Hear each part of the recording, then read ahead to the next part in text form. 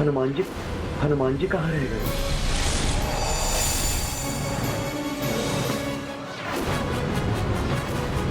यदि शत्रुघ्न भैया ने माता को देख लिया तो अनर्थ हो जाएगा।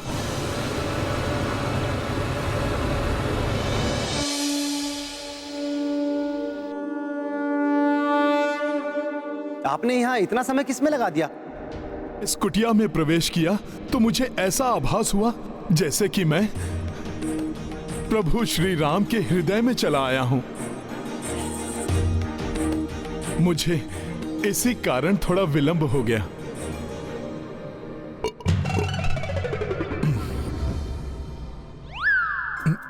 अब मैं समझा आपके विलंब का कारण।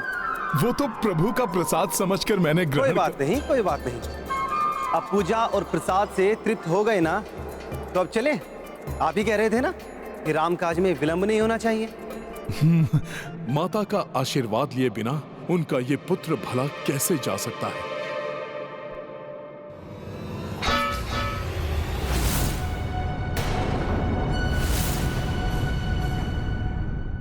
अभी कोई कार्य शेष है या चलें?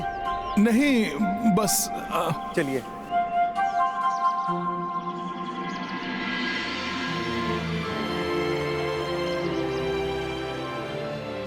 हनुमान पुत्र, मुझसे मिलने अवश्य आना।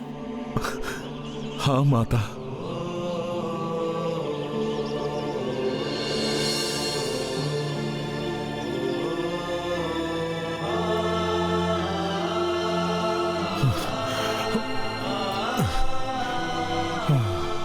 बहुत अच्छा लगा आप दोनों वीरों से मिलकर।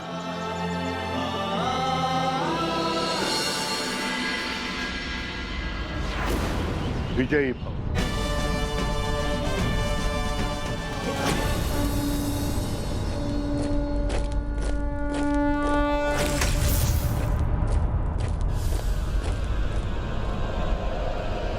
ये तो मुझे कुछ उचित नहीं लग रहा है। मथुरा नगरी रात्रि में भी दिन के समान जगमगा रही है। इसका रहस्य मैं अभी ज्ञात करके लौटता हूं। असुर सम्राट लवणासुर की, मथुरा नरेश लवणासुर की, असुर सेना की, असुर सेना की। तो ये है वो वरदानी असुर लवणासुर। शत्रु भी देख जिसे थर्रा उठे, संपूर्ण ब्रह्मांड में जिसका कोई सामना न कर सके, ऐसा बल प्राप्त करना चाहता था मैं। और वो बल है हमारे पास। तीनों बल हैं हमारे पास। किस बल की बात कर रहे थे असुर? बाहुबल,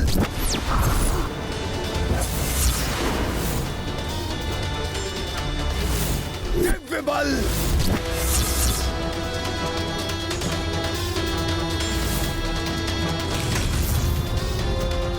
लवणासुर बल।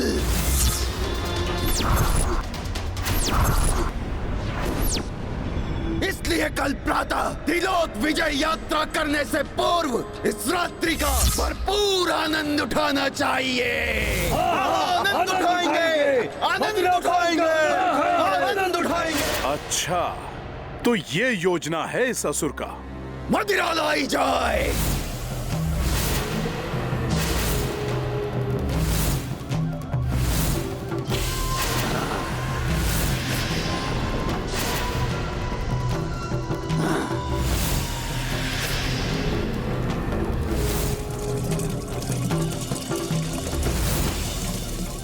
ये असुर कभी नहीं सुधरेगा।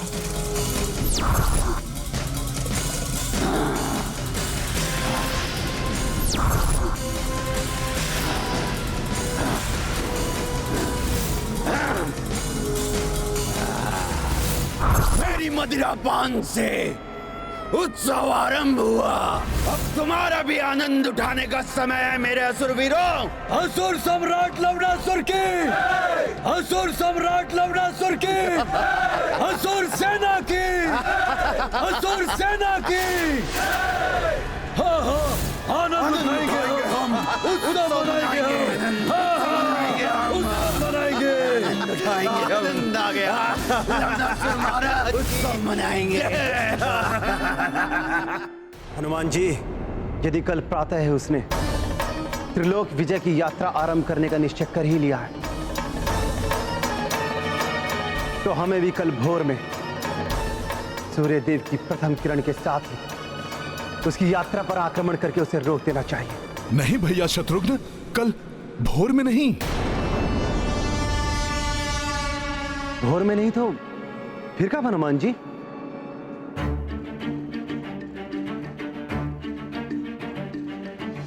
शत्रुघ्न भैया, हम जो भी करेंगे आज रात्रि में ही करेंगे। आपको बस मेरी योजना पर चलना होगा।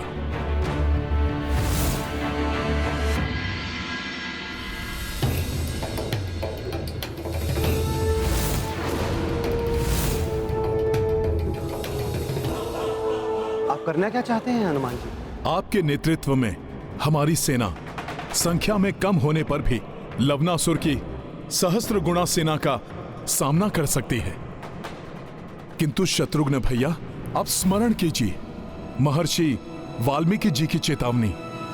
लवणासुर पर विजय प्राप्ति के लिए उसके वरदानी शूल को उससे दूर करना होगा। हम उसके दिव्य शूल का कुछ नहीं कर सकते, जिसके कारण आपके पूर्वज राजा मानधाता भी परास्त हुए थे।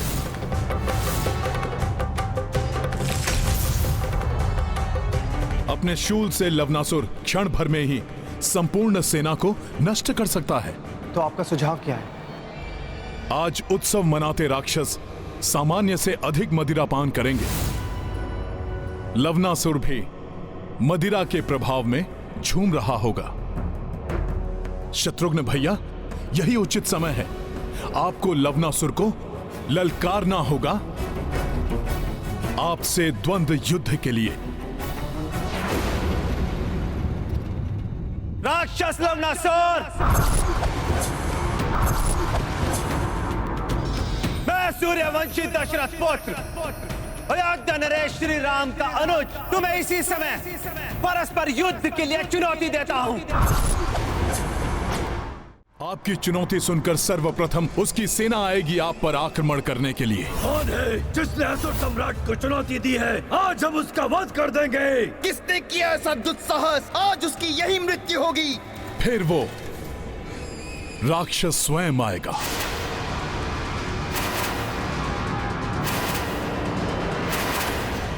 और सभी को पीछे हटाएगा। ठहरो,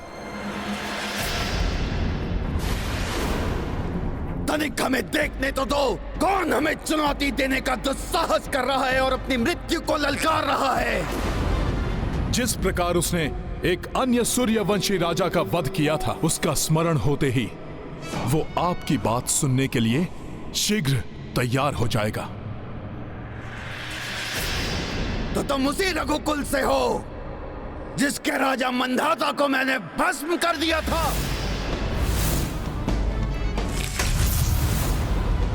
और अब तुम अपनी मृत्यु को आमंत्रित कर रहे हो। मृत्यु किसकी होगी यह तो समय ही बताएगा। यदि युद्ध के लिए प्रस्तुत हो तो आओ, अकेले युद्ध लड़ो मुझसे।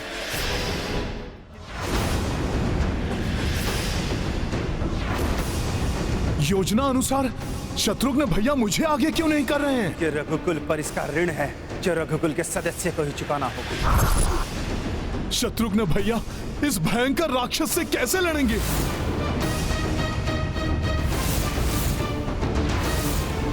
कहीं मेरी युक्ति उल्टी न पड़ जाए। युद्ध में विजय प्राप्त करने के लिए शक्ति से अधिक युक्ति काम आती है। इसलिए व्यक्ति को भावुकता में आकर कोई भी निर्णय नहीं लेना चाहिए।